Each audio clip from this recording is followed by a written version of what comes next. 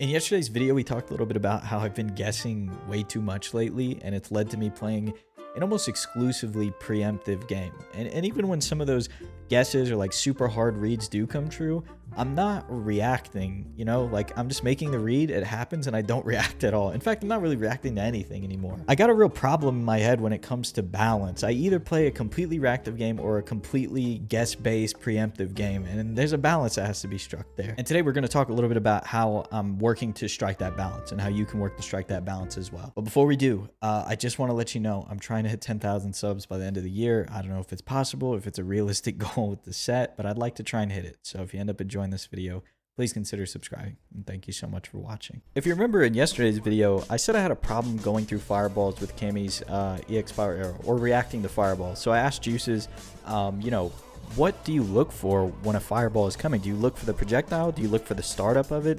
Or is it just kind of a soft read? And he gave me some really good advice about, spacing yourself so you have time to react to it and all that. But what he put in the middle of that paragraph was the main thing I would advise you to do, and this goes for normals as well, is to anticipate what you think is going to happen and then react to the situation. That's pretty simple, right? But it's easier said than done, because when you're trying to focus on reading somebody, you start to make guesses that don't always have any basis. A perfect example of this is Ryu's Solar Plexus. It's -2, you can press afterwards to take your turn back, but when I play online, a lot of Ryu players do Solar Plexus into like DP to steal their turn, or into a parry or something. And so the other day I was playing against my friend Austin, and he did Solar Plexus like 4 or 5 times, and I didn't press afterwards. And he said, "Why aren't you pressing your minus? Take your turn back." I was like, whoa, I completely forgot that move is minus. I've been conditioned by CFN to think that Ryu players are always going to do something afterward. And these little assumptions that we have about certain matchups are what make some of these guesses that we're trying to come up with not valid. Like, they don't have any basis, because I could be looking for something to happen after that Solar Plexus every single time it comes out, and something will never come, but I'll always be looking for it, because that's my preconception when I'm loading into that matchup. And it happens more often than you think. A lot of Nash players love to use this Sobot kick. It's a really good poke. They like to just throw it out in neutral. So when I load into a game against one, I'm automatically looking for it. I'm automatically spacing around it, when that Nash player might not throw that button out a single time throughout the entire set. This is the importance of going into each game with an open mind, because you'll realize you've built up the muscle memory and you know what the other character can do at certain ranges. Now it's about remembering what the opponent likes to do at those ranges. And that's kind of where we get into people saying that there's 99 seconds in every round, because you can collect so much data by just not pressing a button and just by walking around in neutral and seeing what they like to do. And that's when we start to draw conclusions, and we start to build an analysis and a profile on this player. And we start making reads, and we anticipate what they're going to do. But we have to wait till these things happen, or until what we're looking for happens, before we react to that read. That's kind of the problem that I'm having is, let's say for example, I know a Nash player likes to throw out Sobot, and he walks forward to do so.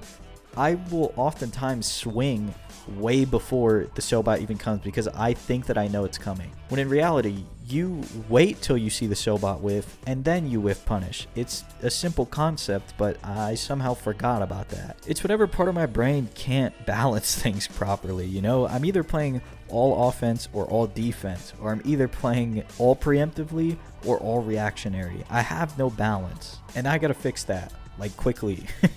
There's very few games where playing one way all the time really works. No matter how offensive heavy you think a game is, you need defense. And then there's the fear that you have to get over of maybe you miss a whiff punish and you go into your special move, right? I'm playing Cammy, I go into stand heavy punch into Spiral Arrow, and I get punished for it because I messed up. And so what happens after that is, next time I'm scared to whiff punish because I don't want to get blown up for a mistake, or I try and whiff punish and then I try and hit confirm instead of just going into it, because I know it could be wrong. I made a mistake once, I can do it again. But you kind of have to let that fear go and just be confident that you timed this move right and you whiff punished with the proper timing, But that goes into the greater picture of just developing as a player and getting more confident and neutral. But I really just want to ingrain in myself and in you guys is that we need to anticipate and then react. There's this step 1 and step 2. Playing preemptive can have its benefits, but doing it all the time is not good, right? Because then they start to realize your pattern, and then you start giving up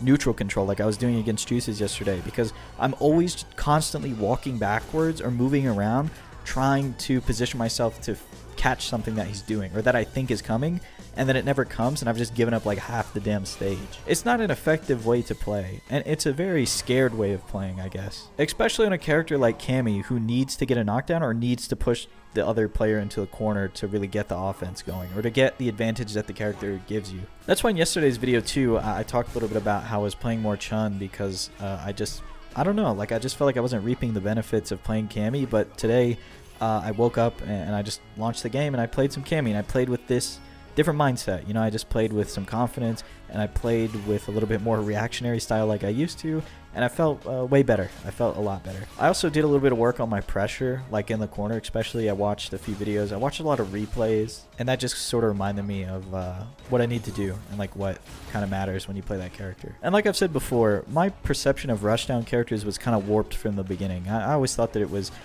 just get in by any means necessary, but now that I'm playing like against some people who really know how to play against a character and know how to play the game, you gotta play the footsies and then you can get your reward, right? We play some footsies, we get our knockdown, and then the rush down begins, then the offense begins. It's not like just dive kicking in and going for it. Sometimes you can do that, but not all the time. I think that's all I got for you guys. If you enjoyed this video, please consider subscribing, and I'll talk to you again very soon.